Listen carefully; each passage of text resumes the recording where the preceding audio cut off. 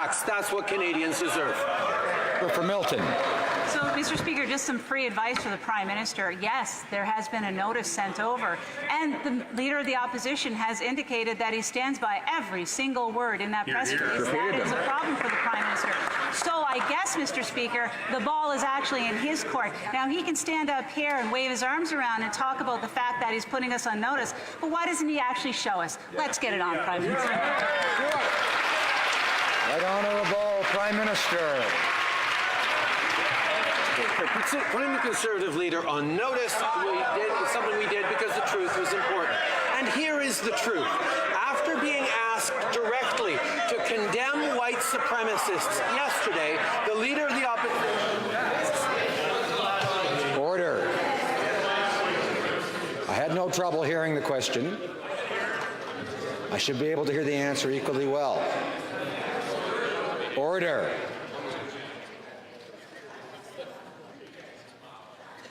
The Right Honourable Prime Minister has the floor.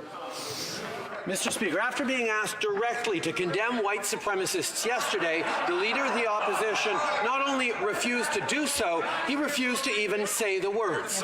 So I will give him another opportunity to do so today, and through his Deputy Leader. Will he denounce white supremacy, the alt-right movement, and finally apologize for sharing a platform with them? L'honorable député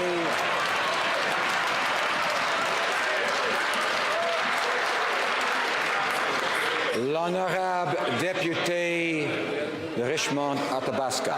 Monsieur le Président, le 29 mars dernier, notre chef faisait une déclaration officielle par communiqué de presse disant que le Premier ministre avait fait de l'ingérence politique, qu'il a personnellement donné des ordres, qu'il a nié la vérité et par conséquent que ce Premier ministre avait perdu toute l'autorité morale de gouverner. Notre chef maintient tout ce qu'il a dit, il l'a même réitéré hier soir. Si le Premier ministre avait le moindrement un peu de leadership, va-t-il mettre à exécution sa mise en demeure afin qu'on ait toute la vérité dans ce dossier-là?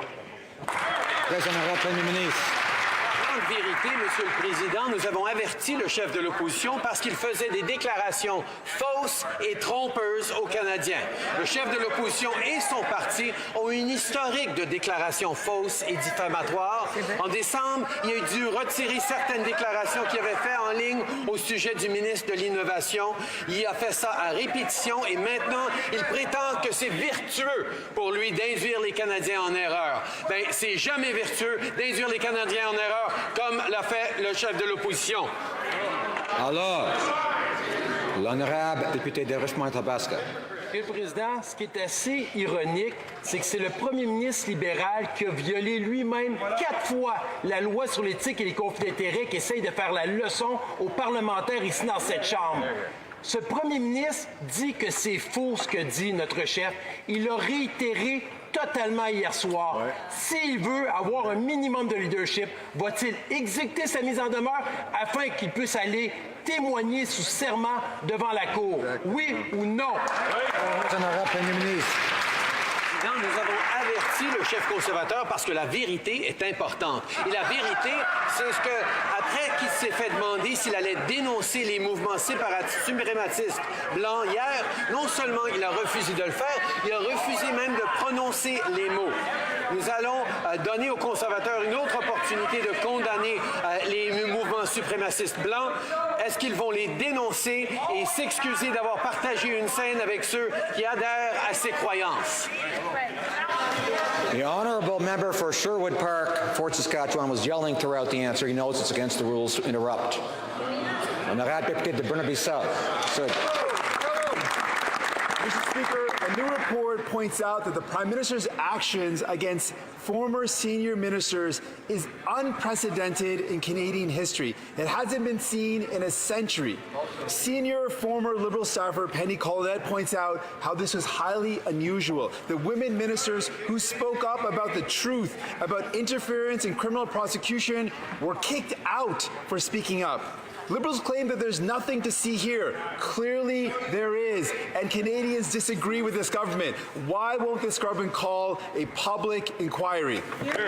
Right Honourable Prime Minister. As everyone well knows, we spent many, many weeks working to try and find a positive resolution on this issue. This is something that we understand, had very strong opinions on multiple sides, and we wanted to work forward and demonstrate that we truly believe that differences of opinion and diversity is a source of strength and resilience for an organization and for a country. That is what we worked very hard on. Unfortunately, we couldn't get to that place. The will of caucus was clear that those individuals could no longer be in caucus. Mr. Speaker, at the same time, we're going to continue focusing on what matters to Canadians. Honorable député de Burnaby Sud. En parlant de vérité, le Premier ministre a dit aujourd'hui, vous ne pouvez pas mentir aux Canadiens. Et bien sûr, oui, mais l'histoire même du Premier ministre a changé depuis le début. Il a lui-même admis que son histoire n'était pas exacte. Si le Premier ministre pense que les Canadiens veulent savoir la vérité, pourquoi refuse-t-il de lancer une enquête publique? Honorable Premier ministre. Nous avons toujours été très, très clairs dans cet enjeu depuis les débuts, qu'on va faire deux choses en même temps. On va toujours défendre les emplois à travers le pays pour les travailleurs canadiens et on va respecter et nos institutions et la règle de droit. Et c'est exactement ce que nous avons fait. On respecte énormément le travail que font nos comités parlementaires et on respecte aussi le commissaire à l'éthique qui fait une enquête là-dessus. On va toujours participer dans les enquêtes qui se font, mais parce que nous savons que nous sommes en train de défendre nos institutions dans ce côté-ci du gouvernement. Député de Burnaby Sud. Les services Internet haute vitesse et cellulaire sont une nécessité, mais l'accès est loin d'être abordable ou fiable.